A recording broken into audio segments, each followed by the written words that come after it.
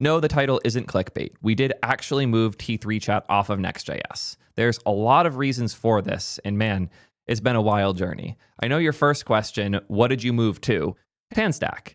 This was quite a PR. Shout out to Julius for all of the work to make this happen, as well as the rest of the team for the 478 comments on his 14,000 lines added and 10,000 lines removed PR. Yeah, this one was a doozy.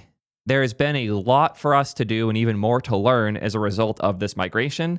And as much as I'm loving TanStack Start, and believe me, we are loving it, it's a very, very good framework that is a solution to a lot of problems that we and many other developers have. There are plenty of catches as well.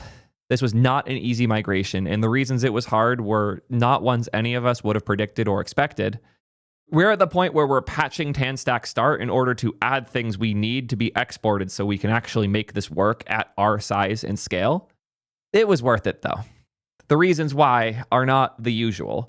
If you're watching this video so you can hear me complain about Next.js a whole bunch, you're in the wrong video. This is not going to be that. If you think we made this move because we are scared of the exploit that I just covered recently, you're probably too bad of a developer to watch my channel, and I would recommend finding another. But if you're interested in a deep dive on how a company shipping to millions of users thinks about their technology stack and makes changes in order to make the best possible product and have the best experience for its developers, stay tuned because we have a lot to dive into here. As you guys know, Vercel is not paying me anymore, and after this, I sincerely doubt they would want to. So let's hear a quick word from today's sponsor, and then we'll dive in. We all know the meme. Have you checked if it's DNS? It's so common that DNS problems result in things going down. But I have a theory about this. I don't think the problem with DNS is DNS. I think the problem with DNS is how we interact with it. These crappy old ancient web interfaces that have a bunch of weird hidden fields trying to make things work is not the way we should be doing things. In an ideal world, we're programmers. We should be able to program against our DNS. We should be able to write code that takes control of how our domain servers work. And that's why DNSimple is blowing me away. They're not yet another registry. They're so much more than that. They're focused on being the best possible developer experience for deploying and managing your domains. Everything from support to the SDKs they provide really shows that. They have an SDK for every major language, even Elixir, which obviously is something close to my heart. And the things you can do with them are so cool. We're talking like 4 lines of code to create records on your domains. You're trying to set up some vibe coding platform where people can deploy things on a subdomain. I cannot imagine an easier way to do that than DNSimple. Whether it's a side project or a big thing like, the Linux Foundation or the Ruby Gems ecosystem, all of which run on DNSimple, by the way, they have you handled. They even have Terraform configurations. Like, what? I couldn't fathom having my domains managed through Terraform until now, and it just makes sense. Like, duh, that's where we should be putting this information. The amount of this is how we should always have been doing it moments I have had, the more I've looked into DNSimple, is genuinely hilarious. And a lot of that's because the team is all engineers. Everybody on marketing and support writes real code and relates to us as developers. If DNS is causing you problems or holding you back, you really should give them a shot at soydev.link/DNSimple. In order to answer the question, why are we moving off of Next? We first have to answer a more interesting question. Why did we use it in the first place? And this question is actually, in my opinion, more interesting and more complex than the bigger one of why we moved off. When I was building T3 Chat, I had a couple specific goals in mind. I wanted it to be as fast as possible as an application you would use. Like, you click things, they happen immediately. You send a message, you get a response as quickly as possible. We really wanted it to feel and be as fast as reasonably achievable by us as a small team. I also wanted it to be scalable in more senses than just it will deploy across as many servers as we need it to for as many users as we have. I also wanted the code base itself to be written in a scalable way where we could add new functionality, we could extend portions, we could add features, we could keep building on it without feeling like we're drowning under the weight of what we had built into. I also didn't want to waste a ton of time trying to build the relationship between the server side and client side, especially because I knew we would be changing the server side a lot throughout. So I wanted to make sure everything would stay in sync relatively well, because our client side logic initially was all about syncing our data, because I put so much effort into our custom sync engine that if the backend and front end ever disagreed, you would be at risk of losing all of your data. So the key pieces that we wanted were scalable design, server client in sync. And when I say in sync, I don't mean our CDN deploys within 30 seconds to 2 minutes of our servers changing. I mean, it's really hard for those things to be out of sync. That whenever you're on our site and you do a thing, the backend and front end are the same version and understand each other. Alongside that, I wanted an easy way to deploy TS in sync specifically. I wanted to make sure the server and client were all TypeScript, everything was agreed from the front to the back, and it was easy for us to keep those parts attached. Obviously, I wanted React. Duh. I didn't want server components though, because I wanted everything to be client-side focused. And most importantly, I wanted to bet on boring tech. I know this doesn't seem very much like me, but the core library that powered most of T3 Chat in its initial version was a beautiful library I still miss all of the time. We were building on top of IndexedDB, which is a browser standard for storing more data than you can store in local storage. It was meant to replace WebSQL, which sucks because WebSQL is a much better standard and IndexedDB it's a standard, roughly. But IndexedDB is so unreliable, especially across different browsers, that back in the IE7 days, Dexy was created in order to make it all viable. Dexy is ancient, even if the website doesn't look like it. It's actually weird. I've never seen the website in this state. They redid it recently. And if we go back to when I adopted it, which would have been in January of this year, this is what it looked like. And you can kind of tell it's older. That doesn't mean it's bad. It just means it's old. And in fact, its age was one of the factors that made me really excited to use it because it was super reliable. The only issues I had with Dexy were things that lived underneath it because IndexedDB is a shit standard. I really enjoyed using Dexy. This is the library that powered everything. It was boring, it was old, it was great. All of that said, building my own sync engine was rough, so that ended up being one of the first things we removed. Not Dexy, but the whole concept of us running our own sync. But I was really thinking about all of this when I made the choices I made for T3 Chat. So how does Next play into these? Well, believe it or not, there are a lot of companies that are deploying gigantic Next.js apps without too many issues, especially now with TurboPack finally happening. On top of that, the Next.js way of building and deploying, especially when you use products like Vercel, Netlify, or Cloudflare, tends to scale very well. So it was a pretty easy choice for that. Server client and sync, this is one of the biggest things that Next.js gave us.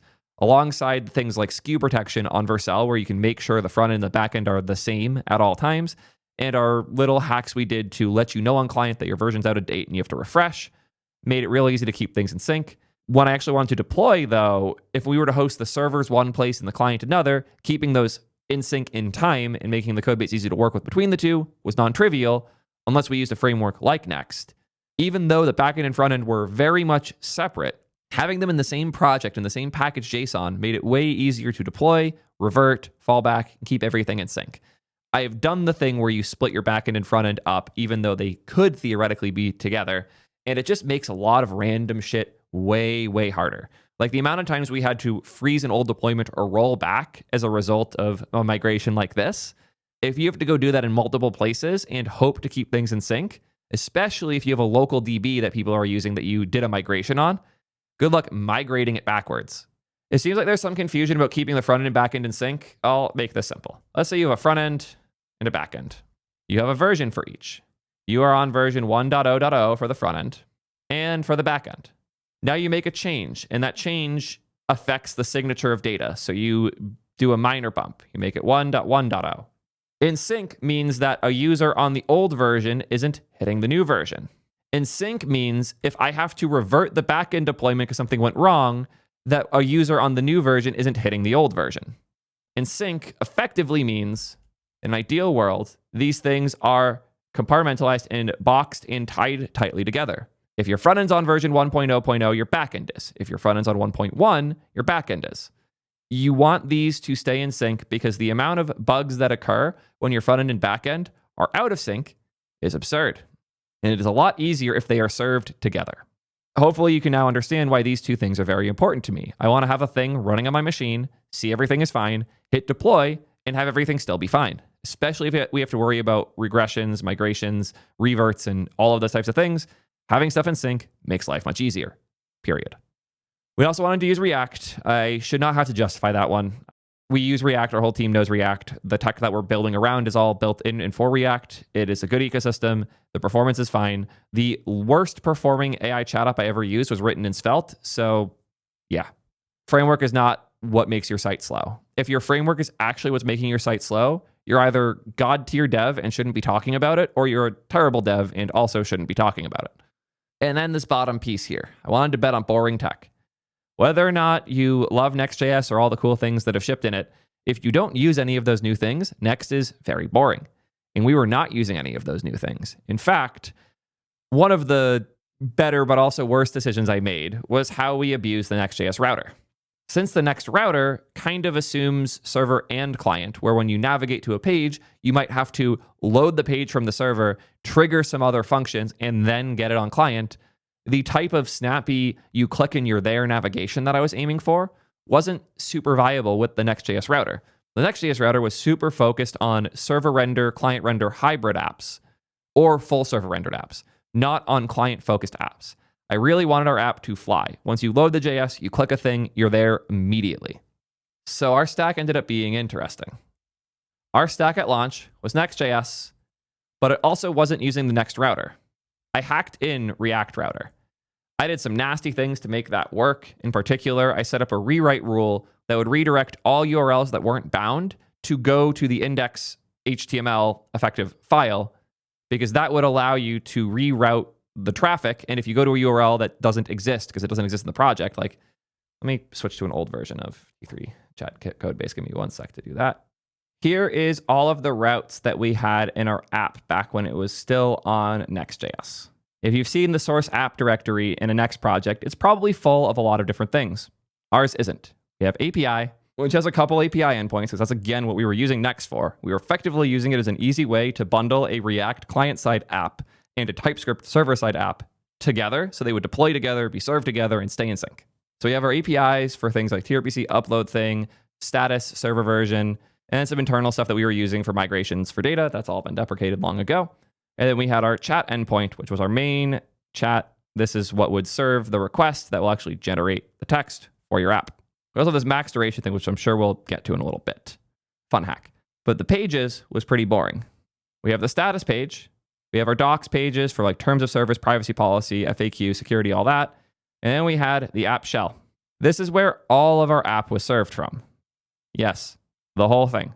This is the cursed file that defines the entire client-side app. I'm using React Router because I want a great client-first experience. This commit was 11 months ago. Beautiful. We also had this for statics, just brute forcing Next.js to always render this as a static page and not server render it ever, as well as this SSR false, which specifically tells Next during both build and when serving this, do not render this on this page. Do not mount this and render whatever HTML comes out. Just render an empty div and we'll put this in at client later.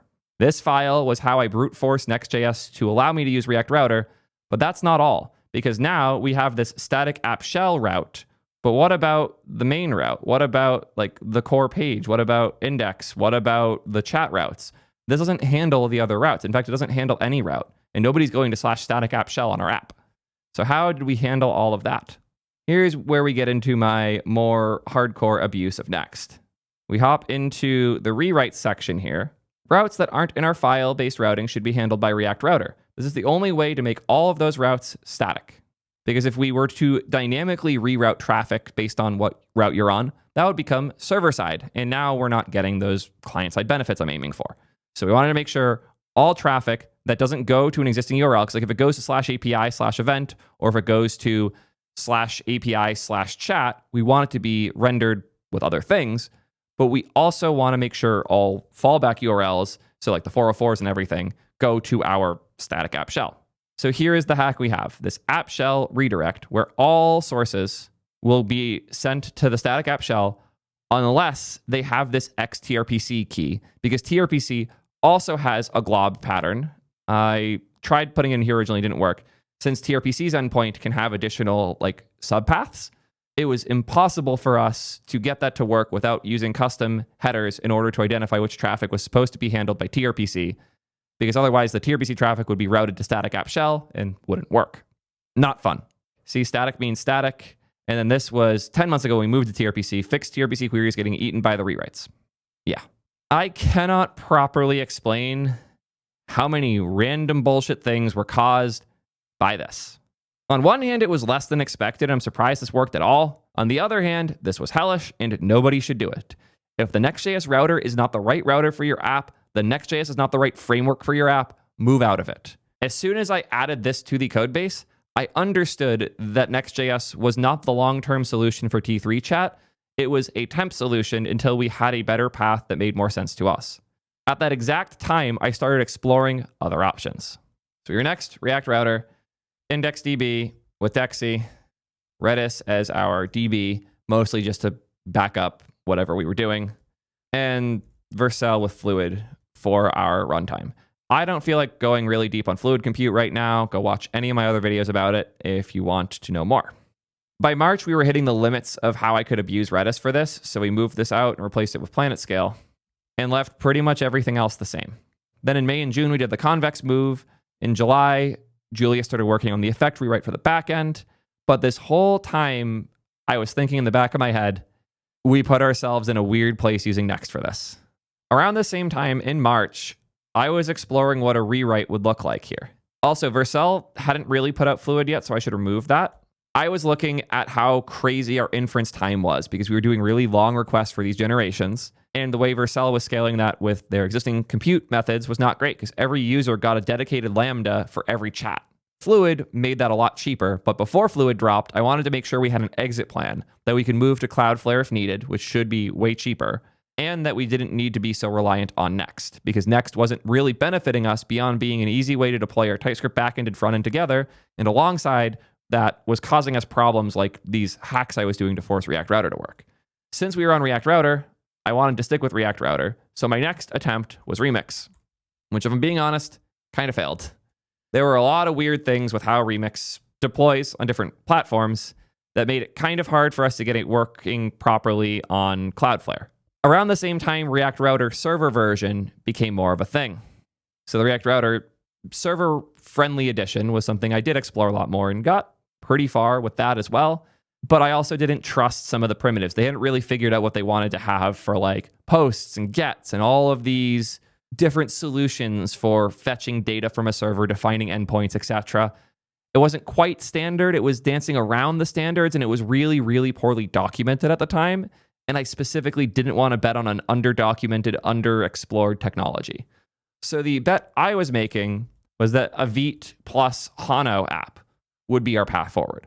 I ended up independently in March and April rewriting all of T3 chat to be a Vite Hano app. And went through hell getting it to deploy on Cloudflare. This was around the time that Cloudflare was trying to kill pages and move it into part of workers. And man, talk about underdocumented. Just trying to find a way to have it so the /API endpoint would be served by Hano and everything else would be served by the static Vite bundle. It required me to reverse engineer shit. I was deep in like output bundles that were generated by Workerd and by Wrangler to try and figure out how assets were being tagged so I could manually redirect traffic to the right place. It was miserable. Trying to get Cloudflare to point the right traffic at the right place through a single worker definition was so hellish that when I complained, they ended up going out and putting out a bunch of reference material on how to do it right, as well as public repos that, as far as I know, they do actually maintain now. But also, as far as I know, I was one of the first people to get Vite plus Hano for static deployment for your assets, dynamic deployment for your endpoints, working on Cloudflare ever. So I am proud of that. I know I'm the Vercel guy, but I put my time in on Cloudflare and ultimately decided against it because the point of these moves was to get away from these types of hacks and these underdocumented things. And believe it or not, my React Router in Next thing felt less uncertain than all these other paths that I explored because all of these paths were super underexplored by others. And I really did not want to give up my synchronization piece where the front end and back end deploy together and stay in sync together. So yeah, I didn't like the uncharted territory I was getting into. And then I tried moving a few more things over and we hit the bundle size limits for Cloudflare functions. Apparently, it's a very common problem in bigger server-side rendered frameworks when you're building on Cloudflare. It is very easy to hit limits on how big the bundles can be. Some of our routes are like 20 megs plus in size, and I think Cloudflare's limits 2. Yeah, the worker size is limited to 3 megs for the free tier and 10 megs for the paid tier. Static assets can be much bigger, so the actual assets that you're serving, using, screwing with is fine, but the JS that executes has a relatively low cap in how big it can get. And these caps are easy to hit with the type of stuff that we're doing, especially once we started doing like image compression on the server side and stuff. Even if Cloudflare supported proper node with native bindings, we would hit these limits. People are asking, why serve the static assets from the worker and not the CDN? Not that simple. We were serving static assets from the CDN, but our problem wasn't the static assets. Our problem was the server-side code in the packages we were using on the server side. So it was relatively easy for us to hit this. Any big app is going to hit this eventually, and we hit it as soon as we started moving over. So once again, decided it's not worth the fighting here to get all of this working. I would have to make our deployment system way more complex and create many different workers for many different routes and find some way to manage this all at a higher level. Not only would the front end and back end not necessarily be in sync, the front end and various different endpoints on the back end would no longer necessarily be in sync. I did look at things like Porter and CloudFront and again concluded more work, little gain. And on top of that, we'd either have to run our own dedicated servers and manage breaking traffic across between them during generations, or build our own equivalent of Fluid Compute on Lambda. Or we can just use Vercel and have the Fluid Compute on Lambda benefits, which is what we wanted to do. Again, around this time was when Fluid happened, and it made it a lot harder to justify moving to something like Cloudflare or our own servers. Fluid is really good for these types of things. Watch any of my videos about it if you don't understand. Really like this message from chat. Unless you have dedicated system admins, Vercel sounds like a good choice. Yes. At the time, we had 2 employees, me and Mark, and I'm barely an employee. I have so much other shit to do. Julius was part-time, still finishing up school, but we got him to move here full-time, which was a huge help as well. But our options were limited because we did not have dedicated people running our infrastructure for us. And even if we did, that would slow down our inertia meaningfully. But these were not the only options I explored. I did actually start exploring TanStack Start at this time. Funny enough, the TanStack Start port wasn't really started by me. Here was the first attempt at the TanStack Start PR for T3 chat. Oh shit, I was wrong on the timelines. This was in February. I was exploring other options that early. This one was opened by Tanner himself. He started from my attempt to get React Router working, which you can see here. I was very pumped. I finally got it working. And he used that as a starting point to start moving us over to TanStack. He got pretty far, but concluded that the single page app stuff wasn't quite where we would want it yet. Without even asking, he was just like, I want to get this better first. We can talk about this later. And went off and kept improving things on his side. And TanStack Start kept getting better and better until it got where it is today, which is honestly incredible. This PR ultimately died because the code base moved way too fast and it was just an experiment. Like he was building an experimental PR on top of my experimental PR. So anybody saying that we moved right now because of some exploit or whatever, no, we've been exploring this since February and we went live in January. For the vast majority of our time working on T3 chat, we have been exploring other options to figure out how we get out of the Next.js plus React Router mess that I used to get us to our first launch. And even at this point, it felt like TanStack Start was the closest to what we were looking for. It had good concepts of the primitives between the backend and the front end. It had routing that made sense, that gave us the nice file system stuff that I'm 50-50 on. In a lot of ways, I miss traditional routing in a like JavaScript file where you define the routes yourself. But in other ways, file-based routing is really, really nice and useful. It makes things way clearer when you're trying to just find the place that the thing's being rendered from. Also makes bundle splitting significantly easier too. TanStack Start had the right combo of things. And when you go back to what we wanted, which was an easy way to deploy our front end and our back end together with good primitives that stay in sync, TanStack Start is a heavy solution, to be clear, because there's a lot of things in there that we weren't necessarily interested in. But it was also a complete solution built by somebody working really hard on rethinking things from the ground up that wasn't full of all of the tech debt and years of legacy things to maintain compatibility with that Next.js is. On that note, I do need to glaze Next a little bit. I don't think we take enough time to appreciate how incredible it is that Next.js is as backwards compatible as it is. You could upgrade a Next 10 app to Next 16 and have almost no issues. And the few you might have, they write code mods for that you can execute and do that port with. It is a little bit absurd how good the back compat is with both Next.js and with React as a whole. And the work that the Next team does to maintain that backwards compatibility is incredible, and they should be commended for it. They work really, really hard, and they built a stable framework that I do not regret betting on for every other project I've built. They continue to improve it. They continue to maintain it. They continue to give us paths to make our code bases, make our user experiences, and make our lives better by building on top of Next.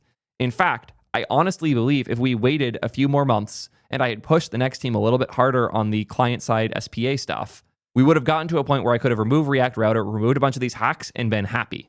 But I also really like Tanner and wanted a fresh start. I was briefly considering building my own framework at this point in time, taking minimal pieces from Hano and Fastify, combining that with Vite for rendering the client-side stuff, and trying to build this better, simple, minimal client-side app with server-side TypeScript bound in a way that deploys together thing. And TanStack Start does that all for me. So we evaluated all these options, got distracted with problems that didn't exist here. Like our app is layers. We have the infrastructure, we have the server-side code, the client-side code, the components themselves, the data, all of these pieces. The problems that we were encountering at this point were lots of things breaking in my sync engine because I built my own way to keep data in sync, and it was not good. It was actually quite bad. The amount of issues from the sync engine were crazy. Switching to TanStack or Vite or whatever else would not have fixed any of those problems. So that was what I no-lifed. And I spent all of May and a good chunk of June rewriting all of our data layer, sync engine, and everything with Convex. That video is already live if you want to deep dive on what it looks like to do this type of migration. It was hellish. We pulled it off. Then my custom auth layer that was on a forked and abused version of OpenAuth was having some problems, and we really wanted to start adding new auth providers. So the next move was to switch to an auth provider. We went with WorkOS. Questionable migration, overall for the better, and enables a lot of things that we're excited about, but it was a non-trivial migration to say the least. And then finally, we went and did the effect rewrite on the back end because we wanted better observability. All of those things reduced a significant portion of the bugs that users were experiencing and the issues that we were having trying to debug the things users were seeing. But what was left, once we had our traces from effect on the server, once we had a better sync engine all through Convex, the bugs that were left were largely around the weird relationship between our React Router client-side app and our Next.js server-side app that were not ever built to work together well. So without even really asking me, Julius just started the TanStack rewrite. And I want to be very clear about this. Julius didn't take all the research and effort I put in, ask me what the best option was, and go with it. I didn't hire Julius to listen to me. I hired Julius to make good changes to our code base and maintain things for us. I hired him to be a good developer, pushing the quality of the project and the app forward. And he independently chose TanStack Start as the correct solution. And I almost entirely agree. There are parts of me that wish we more deeply explored the Vite plus Hano or a Vite plus Fastify solution, because I really do want this to be a client-side app.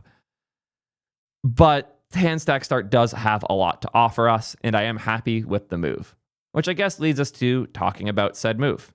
Here's the PR, 14,000 lines added, 10,000 removed. This doesn't even include the patch we had to do after in order to get it actually working reliably. But this was the core main rewrite that we shipped to beta so that we and a few others could test it, fixed a bunch of bugs. And due to a large number of changes in the pull request, only one file is being shown at a time. Let me go to Graphite. Unintentional Graphite add, their GitHub review view, because they're a GitHub wrapper, makes these giant PRs actually reviewable, which is essential when you're doing these types of huge migrations. GitHub won't even open them. So here we have that actual PR. Thank you for actually working Graphite, unlike GitHub, for looking at something like this. And we have our pile of patches that made certain things work, because nothing works how we expect it to. But the more important parts here are how the new routing works. We got rid of my hacky app TSX. We got rid of that whole front-end folder, I believe, for the most part. Let me just pull the latest version here. Git checkout main. And now we have our front-end TanStack router. One of the interesting things about TanStack Start is the way it's a hybrid between generation for files and more traditional inference through TypeScript. You do have to have your route files defined in a specific way in order for the type safety to work, but it will automatically do that for you when the dev client is running. And if you change something that's incorrect, it will update it for you in the background. So when you create a new route, just the creation of the new route file will result in it making all of these other subfiles for you, making sure that it exports the route here with the right name. And if I go to new, for example, and I change this to /news, it will create a new route for that for me. Or here, it uses the file name by default. So I change this to news.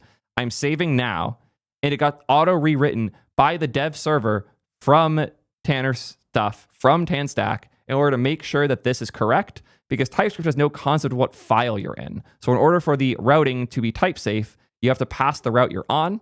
So if you name this file differently, and this is where it gets really fun. If I rename this to news, see that? The file got updated automatically. These are the things that Tanner had to do in order to make sure the full stack type safety worked as expected, and he succeeded. Pretty incredible. So let's go back to our router. We have the get router function. We introduced the convex client so that we can hydrate it because Julius wanted to have the server side stuff work too, so that we could server render it and client render it with access to the same data. Also sets auth on convex client based on your workOS auth state. Create a query client that will work on server and on client. Connect it with the convex query client. Make a TRPC client as well, because we still use TRPC for a bunch of random data on the server side. And then our create router function here, where we have our route tree, our scroll restoration, context for all the things that the router needs, and then the things that wrap it. These are like our providers for convex, for what is even the client runtime provider? Is that something from Tanner, I'm assuming? No, it's the managed runtime. That is for effect stuff, almost certainly. Yep, that's for effect stuff. And then the TRPC provider that allows our TRPC functions to work, and then props to children, which is where it will render everything else. Then we have our route tree. This file is generated, which is why it's .gen.ts, and it has this comment at the top. This file should automatically be generated. You should not make changes to the files that will be overridden. Awesome. Again, that hybrid of code gen and actual files, where the files in your code base, it's not a rewrite of things on your NPM package like something like Prisma does. And a lot of the people who are building these big complex apps, like our friends over at Axiom, Gabriel and crew, the way routes are declared is so good. I agree. One of the things that makes the way routes are declared so cool is how well it handles parameters being passed. So of course we have our chat endpoint, which is where the chat messages are. We also have chat share, chat index, and chat thread ID. Here's the important piece here. Chat.threadID. So what's going on here? We have our loader. The loader ensures that we have certain query data. In this case, it ensures that we have, for the get thread by ID query, the data for this specific thread ID. And the thread ID is defined as part of the params, which it gets type safely through this name here. It knows that thread ID exists because it is inferring it off of the string that we defined here. And again, if I rename this to thread ID LOL, it'll rename that accordingly. And now I get a type error here because params does not have this specific field on it. If I rename it back, we're good with some type safety stuff because I'm using the new TypeScript Go thing, which doesn't recover from these things as well. Restart the language server, and we're good to go. And then the actual route component, which is the thing that is returned here, which now knows that thread ID exists because it knows this route, which we defined here, has that on it. And it's again the magic of TanStack stuff. The TanStack router plus TanStack Start combo lets you define a route as a thing that resolves this URL, it has this ID in the params. We have this data, we know it exists, and we have this component that gets rendered. Now we know for a fact, whenever we are calling a route component that is defined as this route, that the thread ID will exist. This convex query has been loaded, otherwise this will not render. We could even return data here and know it'll be there if we call route.useData or something along those lines. We then render our background prefetcher to keep the other threads in sync, the chat, and render the message widget, well, a mock of it that we show when we don't have the rest of the data just yet. Awesome. But what about those backend functions? You know, the /chat endpoints of the world that we relied on so heavily that was the reason that we were using Next in the first place. Well, as you see, our app folder is now empty. It just got left behind by a bad git pull. Happens a lot. We hop into backend /API /chat. you'll see we have this index.post.ts, this resume.get.ts, and abort post.ts. If you're deep in TanStack stuff, you might be a little surprised because that's not the format that you usually use for exporting functions in TanStack. You'll also see a lot of effect code here, which you might assume is the thing that we're doing. It is not. Here is where we start getting into the problems that we have with TanStack. I don't know how many of these are TanStack specific. I am not smart enough to go too deep into what caused these things, as I did not do this port. We had a lot of problems trying to deploy this. The main one was this error. Error in root route, type error, fetch failed on the internal in DC fetch instance in Node itself. Yes, Node's fetch implementation is just in DC. We were constantly hitting this once we rolled out far enough. We'd hit about 60% rollout, and then this would start being seen in our servers, and clients weren't rendering. We had a lot of theories about this. I insisted that we turn off server rendering entirely because I didn't think we benefited from it, and this was terrifying. Apparently, a lot of people who have ported big apps over to TanStack Start on Vercel have run into things like this. Gabriel said they've had the issue quite a bit for Axiom as well. We had it so bad that our deployments were crashing as soon as we hit like 60% rollout. It was not good. It was looking real bad. I bugged a lot of people at Vercel. I believe Julius and crew bugged Tanner and a few other people working on the actual bundling side for TanStack. It was rough. The solution ended up honestly being even rougher. The problem, as I understand it, is that the way TanStack was handling lazy bundling of routes was pulling in the JS for the route when the route was hit, but it would keep all of the JS there for all of the routes to be served. So every URL points to the same place. That place has as little JavaScript loaded as possible, but knows where the other bundles are. Once it sees the URL that you're requesting for, it would then go grab the right JS for that URL and then use that to serve the user. Now do that tens of thousands of times for every different route, where different routes have different JS, and now add any bug to the cleanup logic, or even a bug for how it dedupes. If 5 people make a request to the same endpoint at the same time, and they're all served by this at the same time, I can see how easy it'd be to write the code that then goes and loads the same JS 5 times. We don't know the deep details just yet. Puya and a few others are doing a call tomorrow to try and figure this out. I might even re-record this whole video once we get more info, to be determined. The result was that we don't trust the TanStack route resolvers for things other than like resolving the experience users are downloading HTML for. We could easily handle all the different routes people load and go to in the browser. But once we had all of these endpoints that were trying to resolve on the same fluid compute instance at the same time, they would often hit problems where they were overloaded by pulling too many files in. We were getting this too many files error constantly. Yeah, the EM file code. It was rough. We tried a lot of different things to try and resolve this. After talking to Puya and a few others at Vercel, Puya suggested that we look more deeply into how Nitro handles routes. Nitro is an optional dependency for TanStack, but it is a common one because it's how you deploy TanStack on things like Vercel. Nitro is a set of tools for building server rendered toolkits primarily. If you want to make an app that works on server and on client and have one TypeScript codebase that handles it all, Nitro is a set of primitives that make it possible. It was originally built as a deep part of the chaos that is the Nuxt ecosystem, you know, the Vue Nuxt world. But Nitro, along with the Nuxt team, got acquired by Vercel, and there's been a lot of work in standardizing Nitro so that it's way better, more reliable for giant apps. Ideally, you'll never have to know anything about Nitro because it lives a layer deeper than we should as application developers. But if you're trying to build your own alternative to Next.js or Nuxt or Vue or SvelteKit or whatever, Nitro is a really important building block. And having Puya, who is the lead maintainer and creator of Nitro, helping us out has been essential. It was his belief that the way lazy loading works for routes in Nitro should handle all the problems that we were having. So Julius filed quite the pull request to run API routes as separate functions, which included patching the TanStack Start server core to export this get h3 event binding, which is part of how Nitro handles events internally, so that we would have access to that so we could bind our own Nitro events directly. So here's a simple example. We have this trpc endpoint that was trpc.$trpc.ts. That's again how in TanStack we would get the data for that route, like the parameters, and pass things over.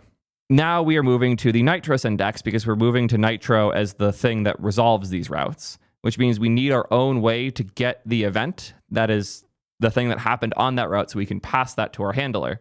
So we have this H3 event helper that we ripped out of TanStack and out of Nitro and re-exported so we could use it for our mix of Nitro routes and TanStack routes. So you'll see here the route tree, which again, I actually like having it be codegen and committed because you can look at the output of this and know what changed. And here you see all of our API endpoints got removed. Routes, API upload thing, routes, API stripe, status, server version, checkout sync, chat, all of our API routes were removed from TanStack entirely. And then here in the Vite config, where we actually configure Nitro, we pass a server dir now. Very important. The server directory is us specifying where the server functions defined the way Nitro likes are. And by putting this here, we are able to define our own Nitro functions outside of defining them in TanStack, which is kind of funny because if we go back to what my previous plan was, we've almost recreated the Vite plus Hano setup that I was talking about wanting way back. But instead, it's all being done inside of TanStack Start. Instead of doing this on the outside of the framework, we're doing it inside of the framework, which does admittedly require quite a few hacks. The fact that we had to patch package TanStack Start in order to expose the event helper so we'd have access to that is a little annoying. Ideally, nobody would need this get H3 event thing, but we do because we couldn't use the TanStack routes at the scale we're shipping. And I didn't realize how many other random hellish things we had to do for handling our analytics proxy because it would use the wrong content encoding when we proxy. God, there's so many of these little things. Like anybody telling you that our Next.js solution was a bunch of hacks and we could just move off it and get rid of the hacks. No.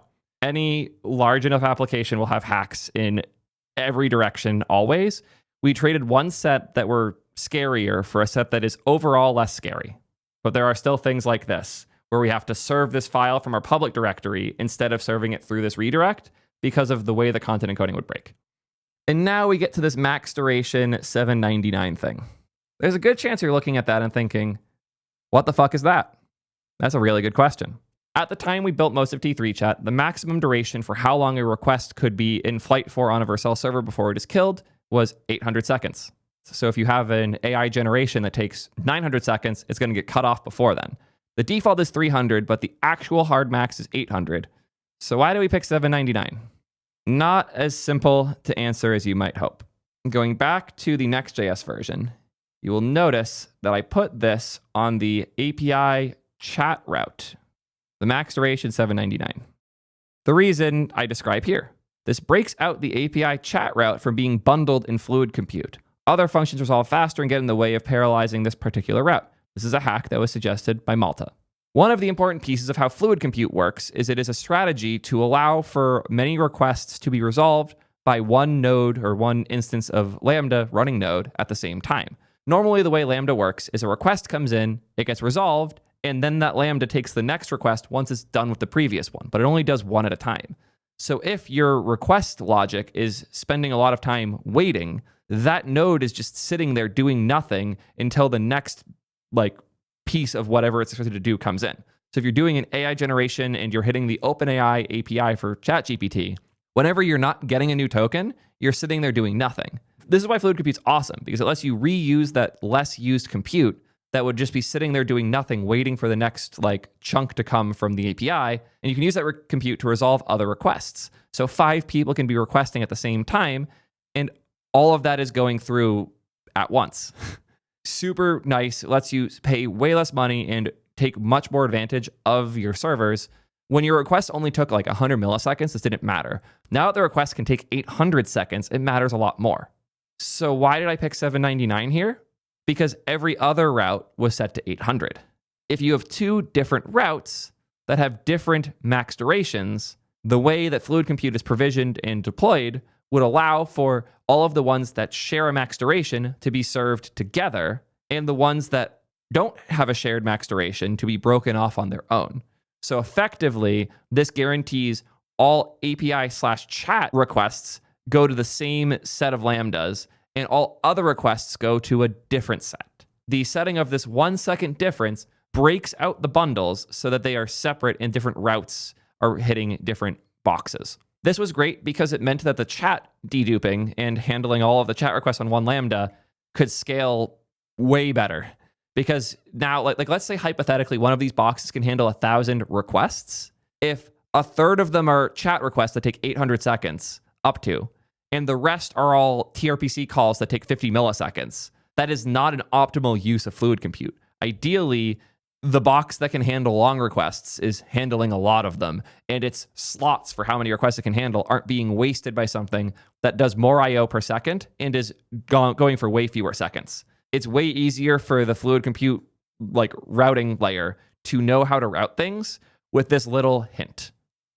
And we have basically lost that here because as far as I understand, putting this max duration here is making all of our APIs bundled under that. So we no longer have the chat endpoint split off from the other API endpoints, but we do have the API endpoints split off separately from the TanStack Start ones, which is a good enough solution for now because we've really reduced the number of those API calls that happen. Most of everything now goes through Convex and the chat endpoint. That said, it would be nice if we could still change the duration on just chat so it would be bundled separately and maximize our fluid compute usage. Let me actually go check how our fluid compute use is right now.